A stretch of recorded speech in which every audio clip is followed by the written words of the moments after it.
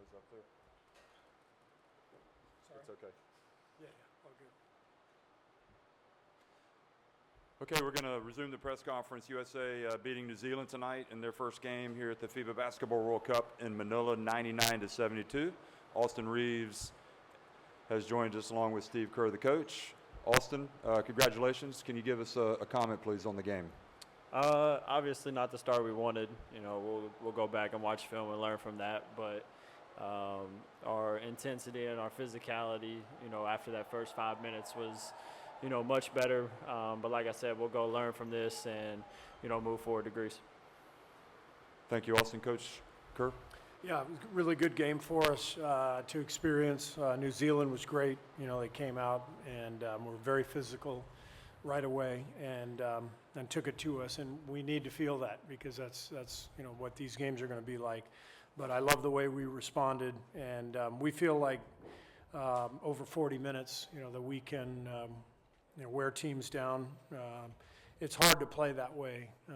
You know, as physical as New Zealand was, it's hard to sustain that for 40 minutes. And we feel like as long as we stay with it, you know, we can overcome a start like that, which we did very well, and then eventually, you know, pulled away. Okay. We'll take questions now in the back in the pinkish shirt. Yep. Salmon, thank you. So, Steve, Tim Reynolds of the AP.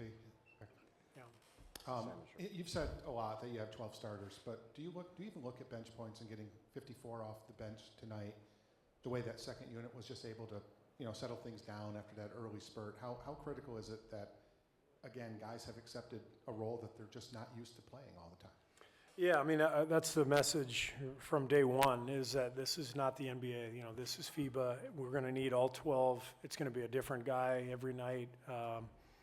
Tonight, Paolo came off the bench and was amazing, you know, knocking down a couple threes, but also the physicality, the shot blocks. But the whole second unit really came in and righted the ship after that slow start.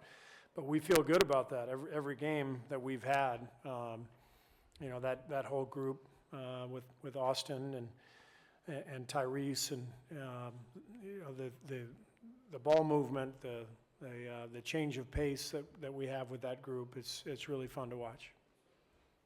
Joe Varden with The Athletic. Steve, two-parter.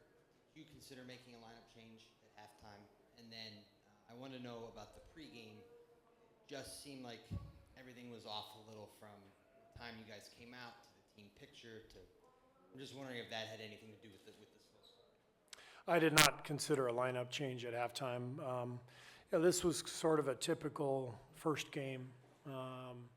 You know, whether it's FIBA or the NCAA tournament, you know, that you get the first game jitters. And, you know, one of the things that we've talked to our team about a little bit is how excited everybody else is going to be to play against us. And New Zealand came out and hit us in the mouth, and, you know, they were great.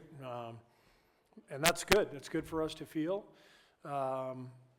The other stuff, you know, as far as the pregame photo and all that, I mean, that's just part of the pomp and circumstance, you know. So you get that out of the way and you move on to the next game. Okay, right here. Hey, Austin. Nico from Slam Philippines. So by far, you heard the loudest welcome out of anybody, you know, that played today. Considering you're playing with some of the brightest names, some of the more famous names in all of basketball on your team, was that something that you expected coming here? Did someone tip you off that this is, by extension, Lakers country, and that the zip code here is the same zip code as LA? What was your expectation coming into today and your reaction when you heard that roar? Yeah, I kind of seen it coming. I was talking to Phil Handy, you know, and he was telling me that, you know, they love the Lakers out here. So I kind of seen it coming. And then just, you know, it's special for me. You know, I'm, you know, from a super small town, obviously. You know, didn't really, you know, not a lot of people expected me to be here representing our country. So for them to accept me the way that they accept me, you know, it means a lot to me. Okay, the man in the colorful shirt back here next to the camera. Do you see him? Raise your hand, please. Yes, sir. There you go. Get him a microphone. Coach, congratulations on a great win. This is Armando Valadez from Mexicali, Mexico, Canal 66. We always wonder, Coach, playing in FIBA, is there a big difference between the FIBA way of playing ball and the way we're used to in the USA? What are your thoughts about that? Yes, very different game. The rules are different. The interpretations of rules are different. The physicality, and then of course, it's 8 minutes shorter. There's a lot of different aspects to FIBA, and that was part of the focus for the first 2 weeks of practice with these guys, was trying to help them, understand the differences between the NBA and FIBA. So we're still learning those differences, and we'll still, learn each game, and we'll get a better feel for everything. But I love the way these guys have responded and started to figure out, the flow of the FIBA game compared to the NBA. Go ahead. You got it. You got the mic. John Marcus here from spin.ph. So Austin, an early part of your career, the stages you get to play at grow bigger and bigger. So how much are you embracing the bigger responsibilities as well that come along with it for you as a young player and a rising star in the league? I love it. That's what you play for. Every kid, wants to, be at this stage. And I was one of those kids, watching the World Cup, the Olympics. So, it's every day I wake up and, I cherish those moments and I don't take them for granted. But every day, I get to play with, this much talent. It makes it easy for me, just because, everybody's selfless. There's no egos on the team, and it's just been real fun for me. Right here in the green shirt. Yep. Yeah, Etiel Estudillo from Sportskeeda. Coach, another question for you. Do you feel like your team's age will become a detrimental factor as you guys progress in the World Cup? No, not at all. I love watching these guys grow, but it's not like they're untested. This guy kicked our butt in the playoffs, a few months ago. He may be young. Paolo may be young. You go down the list. We've got some young guys, but we've got guys who can play and who have proven it.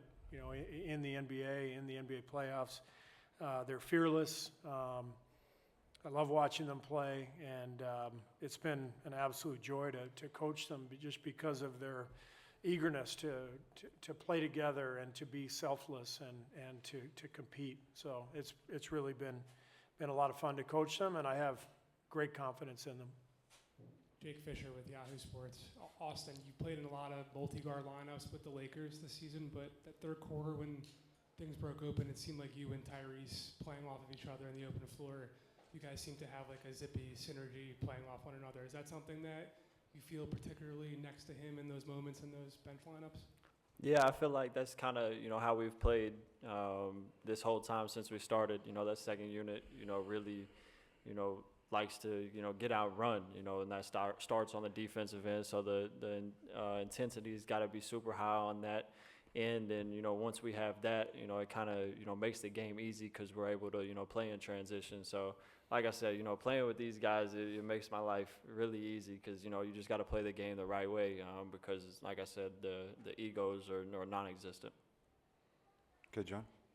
John Mogol of Radyo Pilipinas, Dos Sports. Congratulations on the win. Question for Coach and Austin. Was there anything that you discovered about this team that maybe you haven't noticed in the last 3 weeks or so? About our team? Yeah. No, but I think each game is a great experience for us, just to get more accustomed to the FIBA game and the rules. And 5 fouls instead of 6 is a really big deal. McHale got into foul trouble in the first half, JJ, early in the second half.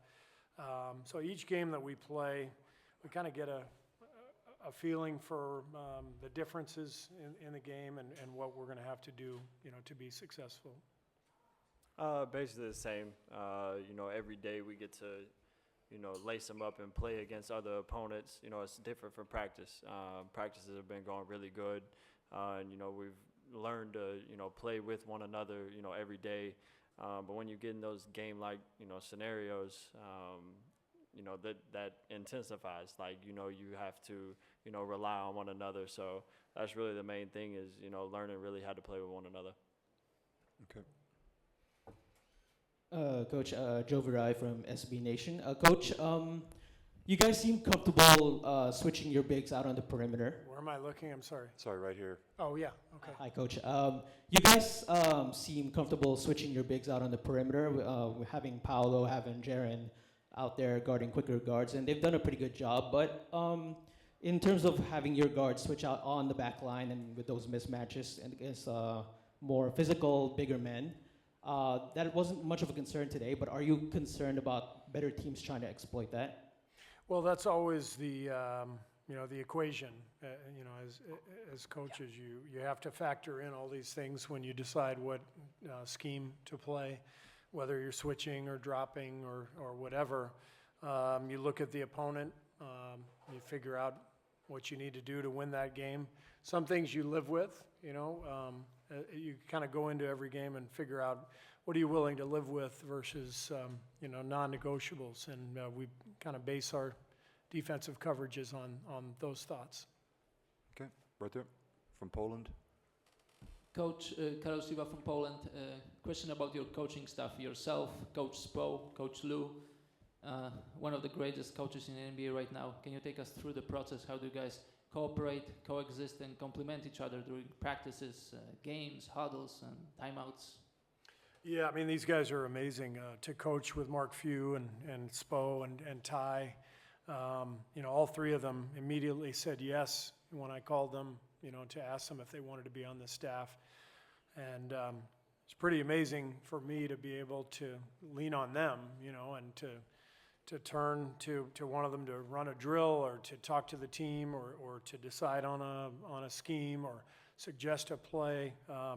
These guys are all world-class coaches. So I think part of the experience for me as a coach is it's not only to coach, these young, great players like Austin and his teammates, but also to coach, with this staff. And I think we all learn from each other, and we all have a lot of fun together. So it's a great vibe.